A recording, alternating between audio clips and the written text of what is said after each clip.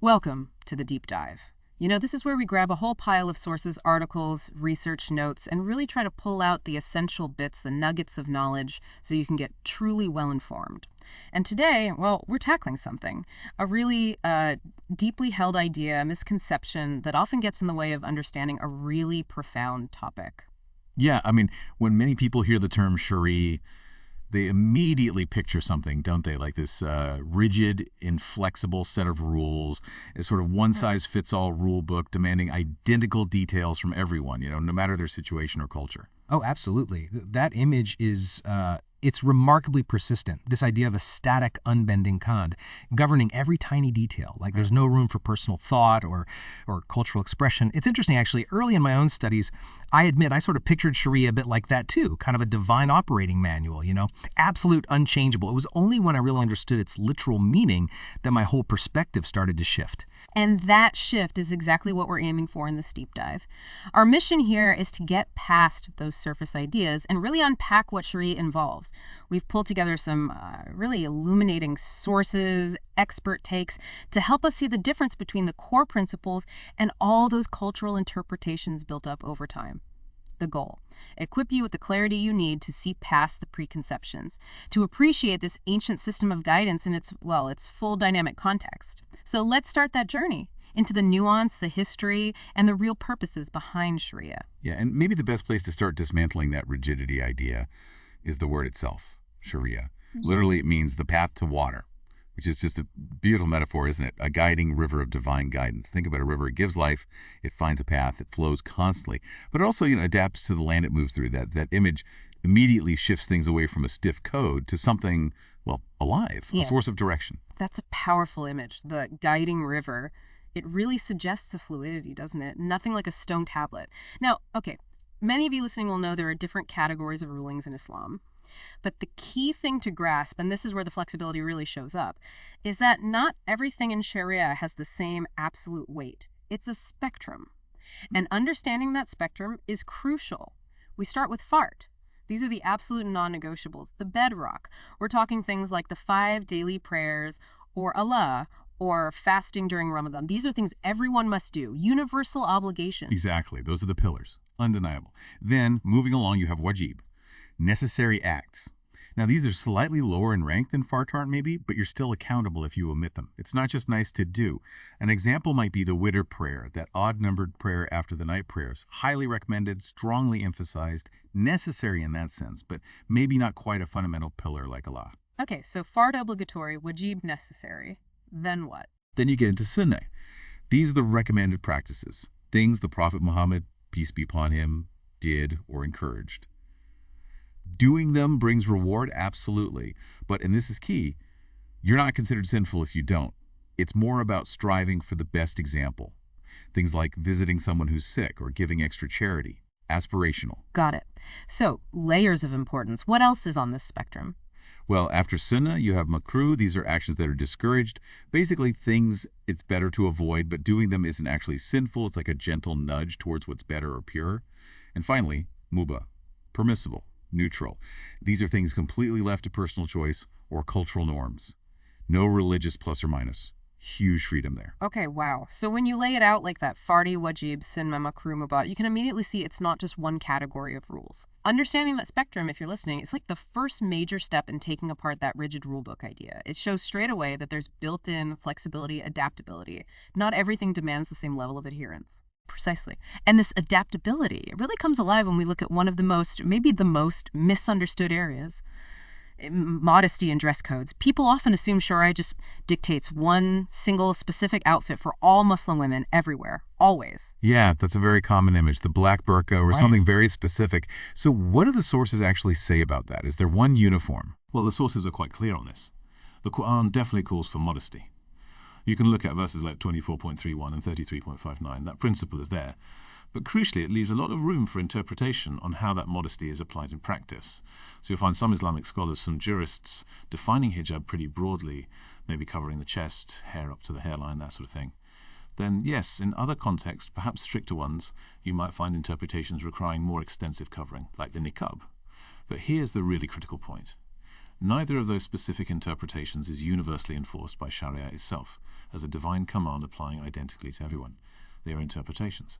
Adopted by scholars to guide communities, yes, but always considering local customs, the social reality, and importantly, avoiding undue hardship or even harm. That's fascinating, because history really backs this up, doesn't it? It's not just theory, it's how things actually played out. You can see different Muslim cultures applying that core Quranic idea of modesty in really diverse ways. Our sources mention, for example, in the Ottoman Empire, women in Istanbul often wore elegant, fine silk veils. Very different image. Then you go to West Africa and you see grand boubou, these big, flowing, often beautifully embroidered outer garments. Common practice there. And then, say, Central Asia, different again. You'd see intricate, embroidered scarves being the norm. Exactly. And each of those is a valid, culturally rich expression of modesty within an Islamic framework. It shows dynamic application, rooted in culture and context, not some static top-down enforcement. It really demonstrates that guiding river idea, the core principle flowing through different cultural landscapes. And this flexible structure, the spectrum of rulings, it's not just for dress codes, right? It applies more broadly. Oh, absolutely. You see the same kind of structure in rulings about food, about finance, even marriage. Take finance, for instance. Shariah clearly prohibits charging interest riba. That's farik, it's obligatory to avoid. A core principle. But at the same time, it widely encourages things like profit and loss sharing partnerships, different forms of trade. These are foundational for business. So the core prohibition is firm, but the how of doing business has flexibility. Precisely. And beyond that core rule against interest, many specific details of business, things like how long a contract should be or exactly what kind of collateral is needed for a loan, these often fall into that mubo category, permissible, which means they're largely left to scholars and communities to figure out what works best in their specific time and place. It allows for economic innovation. And this adaptability connects directly to something really profound, the ultimate aims or purposes of Sharia, what scholars call the maqaid. These are the higher objectives the guidance aims to achieve. Things like preserving faith, preserving life, preserving intellect, lineage, and property. These are the big goals. Okay, that adds another layer entirely.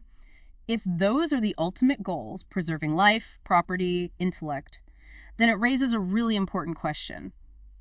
How could insisting rigidly on minor details, especially if doing so actually harms one of those core goals, possibly align with the spirit of Shariah? It seems like it would contradict its own purpose. It absolutely would, and that's where practical wisdom comes in.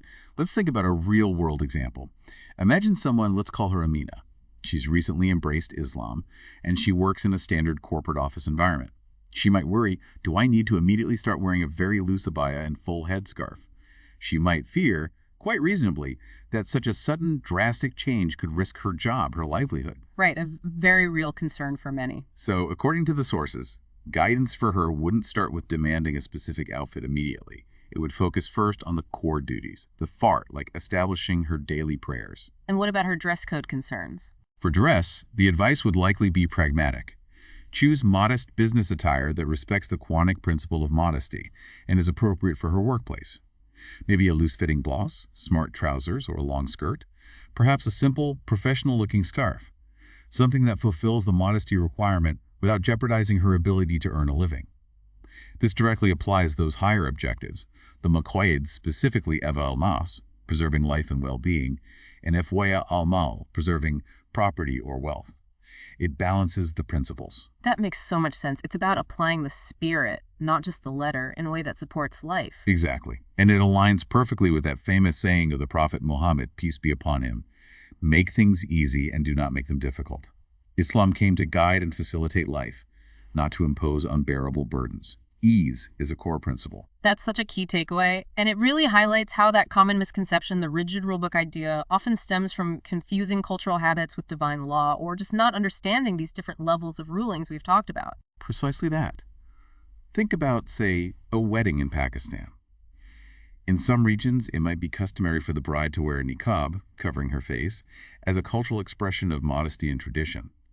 But in another part of Pakistan, you might see brides wearing stunningly ornate dupattas, these long scarves draped over their heads, but their face and maybe some hair are visible.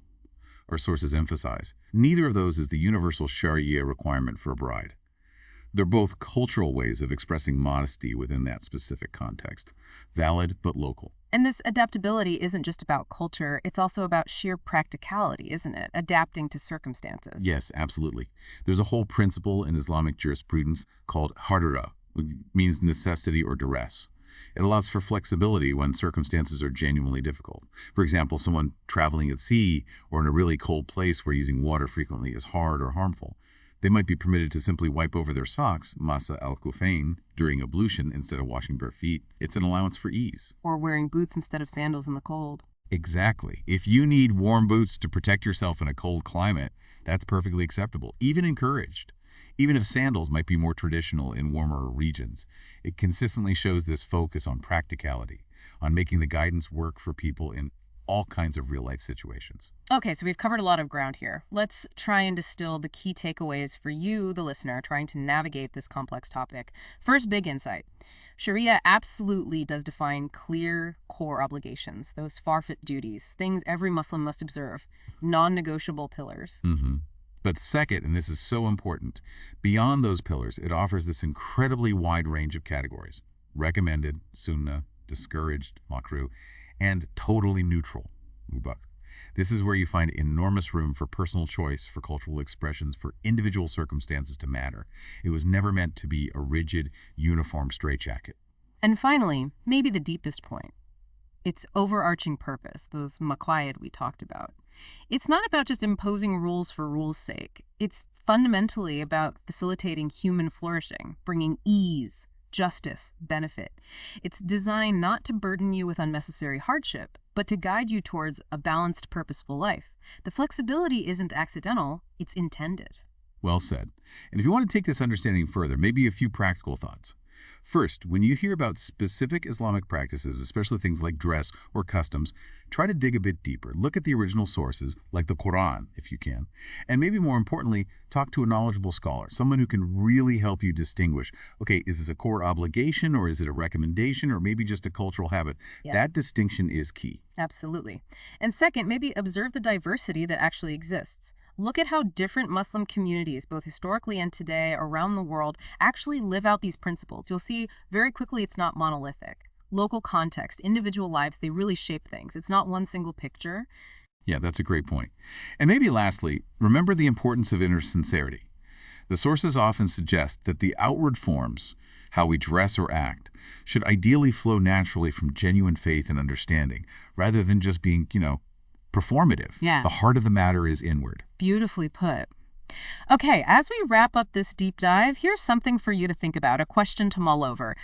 How does understanding the underlying purpose of a system and seeing how it has actually adapted throughout history, how does that challenge your assumptions about its rules?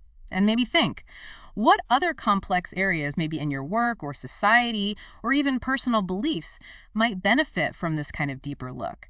Going beyond the surface rules to understand the nuanced layers and intent beneath. That's a powerful question to ponder, because often when you grasp the why, the what suddenly makes a lot more sense, doesn't it? It reveals the wisdom, not just the regulation.